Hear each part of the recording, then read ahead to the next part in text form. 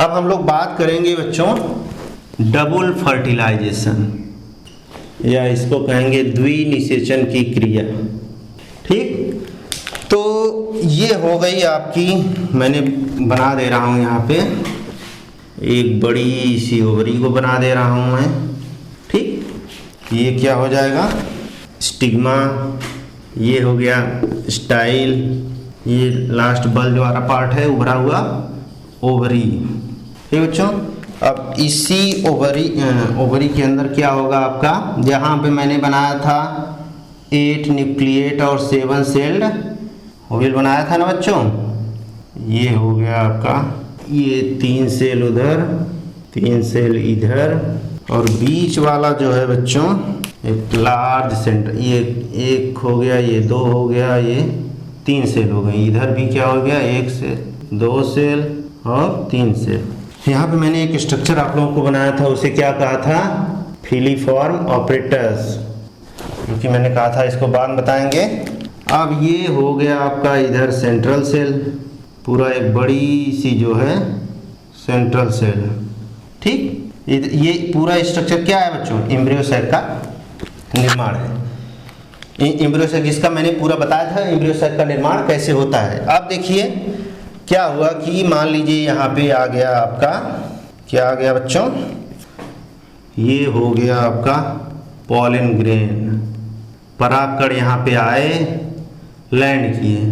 ठीक बच्चों, अब एक परागकण जो है एंट्री कर गया कहाँ पे, ये देखिए, ये क्या निर्माण कर लिया, पॉलन ट्यूब का।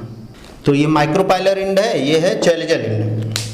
अब देखिए बच्चों क्या होता है कि यहाँ से 2 गैमीट चले। मैंने क्या बताया था कि जो 60% एंजियोस्पर्म होते हैं वो 2 सेल्ड अवस्था में रिलीज होते हैं और 40% 3 सेल्ड अवस्था में। तो जो 2 सेल्ड वाले रहते हैं मान लीजिए, तो वहाँ पे क्या करते हैं, माइटोसिस के द्वारा जो जनरेटिव सेल होती है, जनरेटिव सेल बच्चों वो 2 गैमीट में डिवाइड कर जाती है। अब यही दोनों गैमीट कहाँ पहुँचते हैं, एक साइनर्जिड कोशिका में। ये क्या है, ये दोनों क्या है बच्चों, सिनर्जिड सेल्स है ना। तो ये सिनर्जिड्स की किसी एक सिनर्जिस में इंटर करता है, क्या ये पराग नली है, पराग नली इंटर कर गई। फिलीफॉर्म ऑपरेटस का क्या काम होगा, इसी पराग नली को जो है बच्चों ये क्या करती है, गाइड करती है, कहाँ पे इंटर करने के लिए, सिनर्जिड कोशिका में गाइड करती है। तो ये दोनों गैमीट इंटर कर गए। तो इंटर करने के बाद तो एक जो गैमीट है, ये गैमीट किससे फ्यूज कर जाएगा, ये आपका क्या है, एग ऑपरेटस, एम्ब्रियो सैक वाला डायग्राम आप लोगों को याद हो जाएगा। तो इससे फ्यूज कर जाएगा, यहाँ पे दोनों गैमीट पहुंचे, एक फ्यूज कर गया इससे और दूसरा इसी से होते हुए फ्यूज कर जाएगा इससे। तो क्या हो जाएगा, अगर वह एग से, ये क्या था आपका, एग था, एग से फ्यूज किया तो क्या बना लिया आपका, जाइगोट, युग्मनज का निर्माण कर लिया। इस फ्यूजन को क्या कहेंगे, सिंगैमी, सिंगैमी करके युग्मनज का निर्माण कर लिया। युग्मनज का नहीं, और दूसरा जो है बच्चों, जो बीच में बड़ी सेंट्रल सेल है जो कि बाई न्यूक्लिएट है, 2 न्यूक्लियस है, इसके साथ फ्यूज कर लिया। तो इसके साथ फ्यूज करने के बाद ये क्या कहलाएगा, ट्रिपल फ्यूजन। ट्रिपल फ्यूजन क्यों कहेंगे बच्चों, क्योंकि यहाँ पे 3 न्यूक्लियस का फ्यूज, 2 ऑलरेडी यहाँ पे प्रेजेंट थे सेंट्रल सेल में और एक न्यूक्लियस जाके फ्यूज कर गया इस मेल गैमीट का, इसलिए इसको क्या कहा जाएगा, ट्रिपल फ्यूजन। ट्रिपल फ्यूजन करके क्या, किसका निर्माण कर लेंगे, पेन का निर्माण करेंगे, प्राइमरी इंडोस्पर्म न्यूक्लियस का। यही प्राइमरी इंडोस्पर्म न्यूक्लियस आगे चल के क्या बना लेगा, पेग, प्राइमरी इंडोस्पर्म सेल का निर्माण करेगा। और जो जाइगोट बना बच्चों, ये किस में परिवर्तित हो जाएगा, एम्ब्रियो में। ठीक है, प्राइमरी इंडोस्पर्म सेल क्या हो जाएंगी, आगे चल के किसका निर्माण करेंगी, यही पेग जाके बच्चों क्या, भ्रूणपोष का, एंडोस्पर्म का निर्माण करेंगी। ठीक बच्चों, तो ये पूरा प्रोसेस हुआ डबल फर्टिलाइजेशन। मैं इसको एक बार आप लोगों को फिर से एक्सप्लेन कर दे रहा हूँ। तो जब से मैंने माइक्रोस्पोरोजेंसिस में क्या बनाया था, पॉलन ग्रेन बनाया था, मेगास्पोरोजेंसिस में क्या बनाया था, एम्ब्रियो सैक बनाया था। तो जब कंपेटेबल टाइप का पॉलन ग्रेन, परागकण इस स्टिग्मा पर लैंड करता है और यह एक्सेप्ट करती है और पराग नली का निर्माण होता है। इसी पॉलन ट्यूब का जर्मिनेशन होता है और पराग नली का निर्माण होगा। ये नली कहाँ पहुँच जाएगी, जो 2 साइनर्जिड सेल्स थी उसमें किसी एक साइनर्जिड में इंटर कर जाएगा। जो फिलीफार्म अपरेटस होता है वो गाइड करता है किसको, कि कहाँ पे जाएंगे दोनों गैमीट, ठीक है ना। इंटर करने के बाद क्या करेगा कि एक गैमीट जो होता है एक से अब फ्यूज कर जाएगा जिसे कहेंगे सिंग गैमीट, ठीक, और एक गैमीट जाके लार्ज सेंट्रल सेल से फ्यूज करेंगे जिसे कहेंगे ट्रिपल फ्यूजन। तो यहाँ पे 2 बार फ्यूजन हो रहा है, एक के साथ एक सेंट्रल के सेल के साथ, इसलिए इस पूरे प्रोसेस को क्या कहेंगे, डबल फर्टिलाइजेशन, द्विनिषेचन की क्रिया कहेंगे। जो ट्रिपल फ्यूजन से ट्रिपलाइड न्यूक्लियस वाला है वो आगे चल के क्या बनाए, primary endosperm nucleus. Primary endosperm nucleus divide करके क्या बनाएंगी, प्राइमरी एंडोस्पर्म सेल। और यही प्राइमरी एंडोस्पर्म सेल क्या करेंगी, जब इसमें सेल वॉल का निर्माण होने लगेगा तो क्या करेंगे, इसे एंडोस्पर्म कहेंगे। भ्रूणपोष यानी भ्रूणपोष जो एम्ब्रियो है ये क्या है आपका, जाइगोट ही कन्वर्ट हो गया किसमें, एम्ब्रियो में, और यह भ्रूणपोष है। ये पोषण देगा किसको, एम्ब्रियो को, भ्रूण को पोषण देगा और एम्ब्रियो का विकास होगा। ठीक है बच्चों, तो अब देखिए एंडोस्पर्म हो गया और भ्रूणपोष हो गया। अब जैसे जैसे ये एंडोस्पर्म का डेवलप हो, अब एंडोस्पर्म क्या होता है, भ्रूणपोष। अब जैसे जैसे एंडोस्पर्म भ्रूणपोष का विकास हुआ, सेल का फॉर्मेशन होने लगेगा, वैसे वैसे एम्ब्रियो भी डेवलपमेंट करने लगेगा। ठीक है, क्योंकि जब तक एंडोस्पर्म का निर्माण नहीं हुआ तब तक जो है एम्ब्रियो का डेवलपमेंट नहीं होगा, क्योंकि न्यूट्रिशन कहाँ से मिलना है इसको, पोषण कहाँ से मिलना है, इसी एंडोस्पर्म से ही एम्ब्रियो न्यूट्रिशन लेगा और विकास करेगा। तो क्या होता है कि भ्रूणपोष, जैसे कि आप लोग कोकोनट वाटर सब लोग पिया होगा, ठीक है बच्चों। कोकोनट वाटर जो होता है, जो लिक्विड पार्ट होता है वो क्या होता है, न्यूक्लियर एंडोस्पर्म होता है। और जो व्हाइट वाला पार्ट्स होता है कोकोनट में वो क्या होता है, सेलुलर। वहां पे क्या हो जाता है, सेल का फॉर्मेशन हो जाता है, सेल वॉल बन जाती है, सेल्यूलर एंडोस्पर्म। ठीक बच्चों, तो ये हो गया एंडोस्पर्म के बारे में। तो एंडोस्पर्म जैसे जैसे विकास करता जाएगा वैसे एम्ब्रियो का भी विकास होगा। तो एम्ब्रियो फाइनली चल के अलग अलग शेप में जब डेवलपमेंट होने लगता है तो सबसे पहले क्या बनेगा, ग्लोब्यूलर बनेगा। ठीक है, सबसे पहले क्या बनाएगा, एम्ब्रियो जो बनता है बच्चों, एम्ब्रियो का जब विकास होने लगता है सबसे पहले प्रो एम्ब्रियो, प्राक भ्रूण जिसे कहेंगे प्रो एम्ब्रियो, फिर बना लेगा गोलाकार ग्लोब्यूलर, फिर बना लेगा हार्ट के आकार का। ठीक है, फिर इसके बाद क्या बना लेगा बच्चों, मैच्योर परिपक्व एम्ब्रियो का निर्माण हो जाएगा। ठीक, ये पूरा स्ट्रक्चर रहा आपका, कैसे कैसे डबल फर्टिलाइजेशन होता है और एंडोस्पर्म और एम्ब्रियो का निर्माण हो गया। इसके बाद हम लोग देखेंगे बच्चों जो डाइकोटिलिडानस एम्ब्रियो और मोनोकोटिलिडानस एम्ब्रियो। तो डाइकोटिलिडानस एम्ब्रियो जैसे पी हो गया, ग्राम और चना हो गया, पीनट हो गया।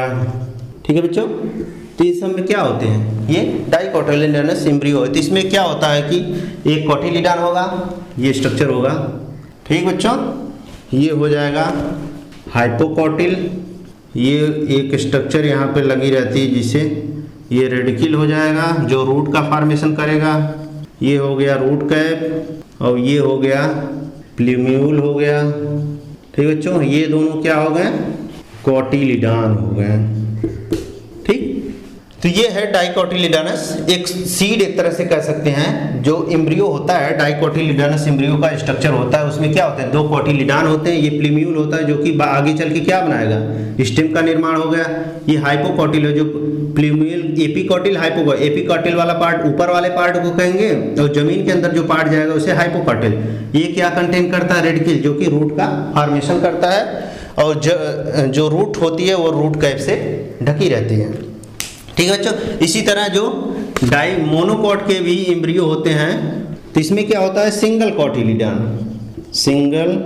कोटिलिडॉन होता है जिसे कहते हैं क्या, स्क्यूटेलम। एक कोटिलिडॉन पाया जाता है इसलिए इसको मोनोकोटिल, जैसे गेहूं हो गया, मोनोकोट में कौन आ जाएंगे बच्चों, व्हीट, गेहूं, राइस, चावल, मेज, ये सब क्या हो गए बच्चों आपके मोनोकोटिलिडोनस एम्ब्रियो किसमें पाया जाएगा? गेहूं, चावल और मक्का, इन सब में क्या पाए जाएंगे? मोनोकोटिलिडोनस सीड। ये तो एम्ब्रियो की बात हो गई। अब हम लोग बात करते हैं बच्चों सीड। जो ओव्यूल वहां पे था वो किसमें कन्वर्ट हो जाएगा? सीड में परिवर्तित हो जाएगा। अब हम लोग बात करते हैं सीड, जो बीज होता है बच्चों, बीज, सीड भी क्या है? ओव्यूल, मैच्योर ओव्यूल कहते हैं जिसे, या फर्टिलाइज्ड ओव्यूल कहेंगे, फर्टिलाइज्ड ओव्यूल। यानी ओव्यूल ही जो बीजांड होता है, ओव्यूल मतलब बीजांड, जो बीजांड होता है वही किस में परिवर्तित हो जाता है? सीड में। अब सीड दो तरह के होते हैं, नॉन एल्ब्यूमिनस। ये कितने तरह के हो गए? Non albuminous. मतलब यहाँ पे क्या होगा? एंडोस्पर्म जो होगा बच्चों वो एब्सेंट होगा, एंडोस्पर्म एब्सेंट होगा, और जो एल्ब्यूमिनस सीड होंगे वो क्या होंगे बच्चों? एंडोस्पर्म इसमें प्रेजेंट होंगे। ठीक बच्चों, तो एंडोस्पर्म मैंने बताया था क्या होते हैं? प्राइमरी एंडोस्पर्म न्यूक्लियस से बनते हैं। पेन क्या बनाया था मैंने sequence? PEN, primary endosperm nucleus, ये बनाएगा पेक, प्राइमरी एंडोस्पर्म सेल, और यही क्या बना लेगा? एंडोस्पर्म। यही एंडोस्पर्म क्या करेंगे बच्चों?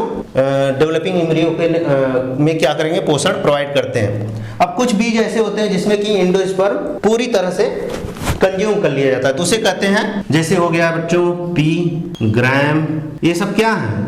नॉन एंडोस्पर्मिक या नॉन एल्ब्यूमिनस सीड कहलाते हैं। इसमें जो एंडोस्पर्म नहीं पाया जाता है। बाकी जो मोनोकॉट वाले प्लांट हैं जैसे मेज हो गया, कैस्टर हो गया, इन सब में क्या पाया जा रहा है बच्चों?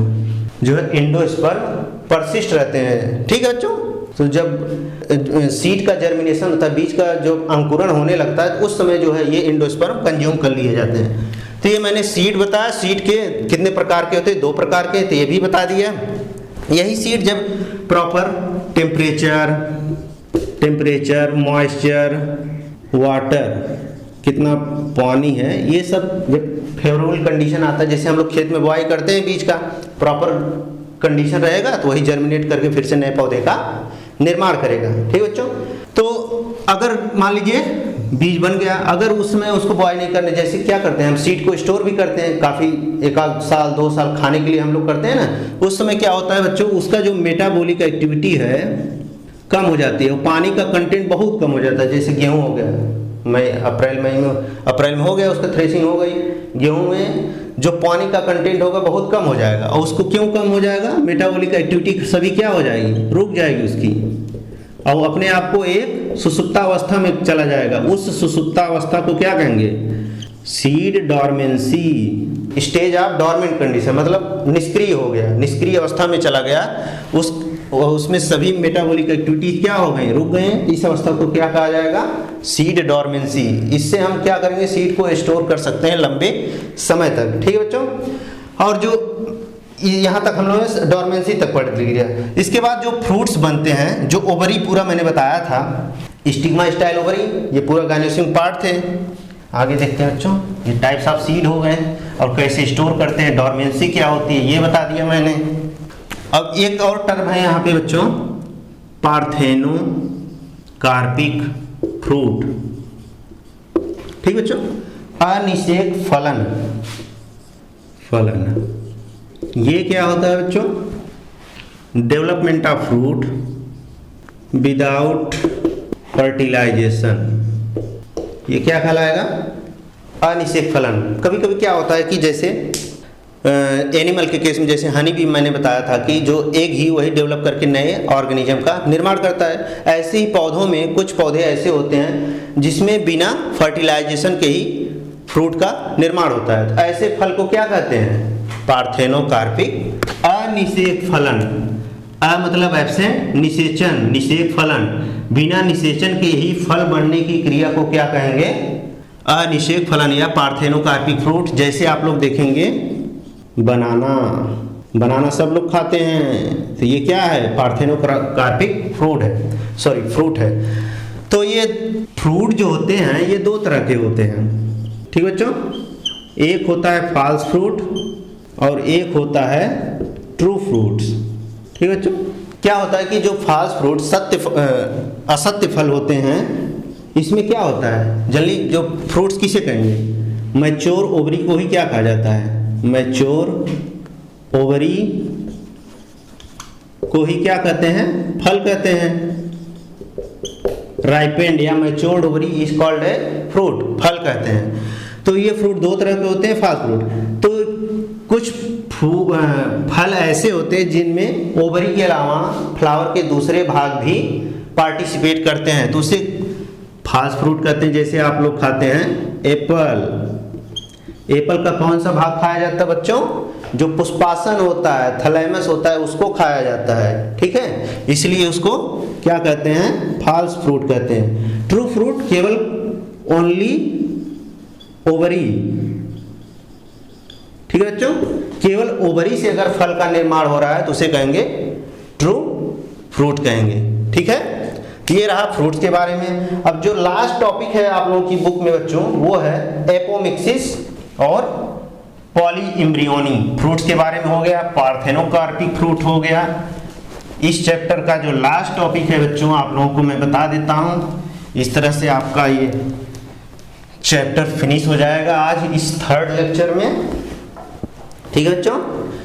तो जो है एपोमिक्सिस, एपोमिक्सिस क्या होता है बच्चों, जैसे फ्रूट का निर्माण होता है बिना निषेचन के फल बनने की क्रिया को क्या कहते हैं, अनिषेक फलन। ऐसे ही डेवलपमेंट ऑफ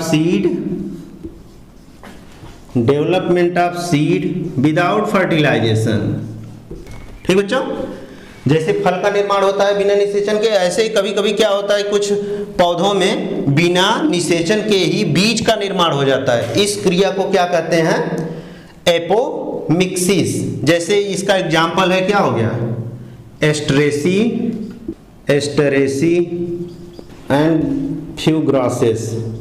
इन सब में क्या होता है, जो बीज का निर्माण होता है बिना निषेचन के ही बन जाता है, ठीक है बच्चों।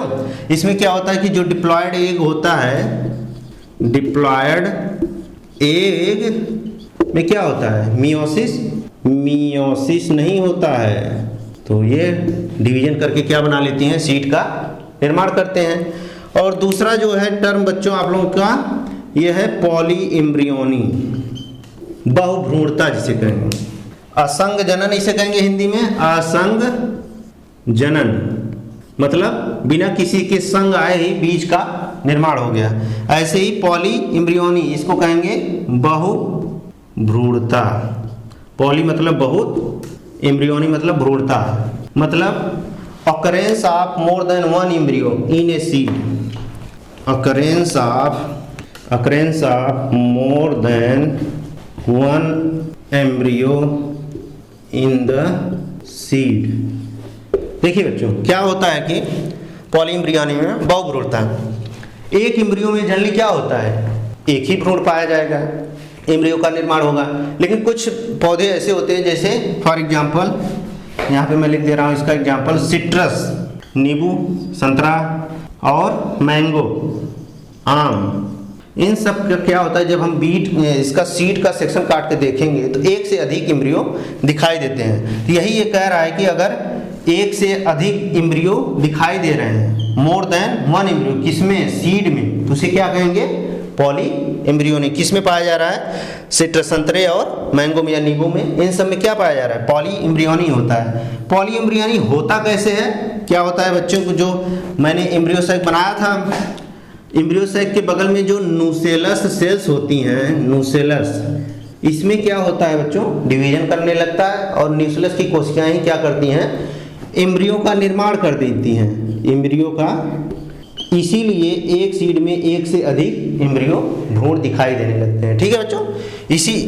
और इस क्रिया को क्या कहेंगे, पॉली इम्ब्रियोनी। सबसे पहले इसकी खोज किसने किया था, ल्यूवेनहॉक ने किया था, ठीक है बच्चों। तो ये आपका पूरा चैप्टर रहा बच्चों। लास्ट टॉपिक था ये एपोमिक्सिस एंड पॉलीइम्ब्रियोनी, बहुभ्रूणता, मतलब occurrence of more than one embryo in a seed is called बहुभ्रूणता। इसकी खोज किसने किया था, ल्यूवेनहॉक ने किया था संतरे में।